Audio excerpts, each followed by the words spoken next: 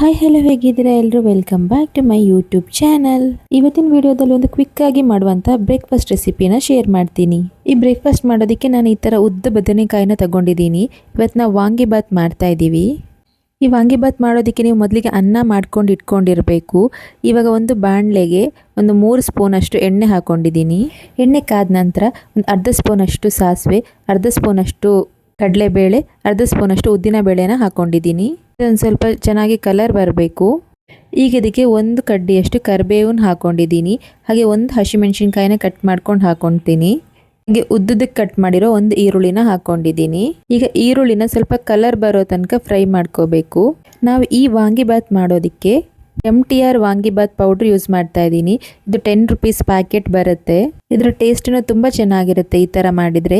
ಇವಾಗ ನಾನಿಲ್ಲಿ ಒಂದು ಟೊಮ್ಯಾಟೊನ ಕಟ್ ಮಾಡ್ಕೊಂಡು ಹಾಕ್ಕೊಂಡೆ. ಇದನ್ನು ಚೆನ್ನಾಗಿ ಸ್ವಲ್ಪ ಮಿಕ್ಸ್ ಮಾಡ್ಕೊತೀನಿ. ಈ ವಾಂಗಿಬಾತ್ಗೆ ಈ ಹಸಿರು ಕಲರ್ ಬದನೆಕಾಯಿನ ಈ ಥರ 4 ಭಾಗ ಮಾಡಿ ಉದ್ದುದಕ್ಕೆ ಕಟ್ ಮಾಡಿ ಇಟ್ಕೊಂಡು ನೀರಲ್ಲಿ ಹಾಕಿ ಇಟ್ಕೊಂಡಿದ್ದೀನಿ. ಇವಾಗ ಈ ಕಟ್ ಮಾಡಿರೋ ಬದನೆಕಾಯಿನ ಇದಕ್ಕೆ ಹಾಕ್ಕೊಳ್ತೀನಿ. ಒಂದ್ಸಲ ಚೆನ್ನಾಗಿ ಮಿಕ್ಸ್ ಮಾಡ್ಕೊತಾ ಇದ್ದೀನಿ. ಇವಾಗ ನಾನು ಇದಕ್ಕೆ ರುಚಿಗೆ ಎಷ್ಟು ಬೇಕೋ ಅಷ್ಟು ಉಪ್ಪನ್ನ ಹಾಕ್ಕೊಂಡೆ.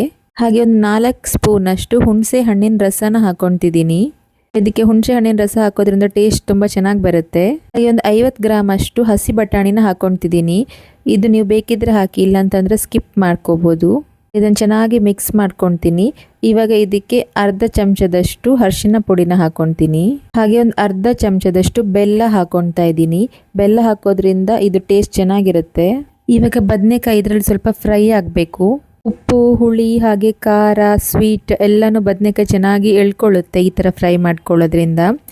ಇದೊಂದು 2 ನಿಮಿಷ ಫ್ರೈ ಮಾಡಾದಮೇಲೆ ಇದಕ್ಕೆ ನಾನು ಫುಲ್ ಪ್ಯಾಕೆಟ್ ವಾಂಗಿಬಾತ್ ಪೌಡರ್ ಹಾಕ್ಕೊತೀನಿ. ಇದು 10 ರೂಪಾಯಿ ಪ್ಯಾಕೆಟ್.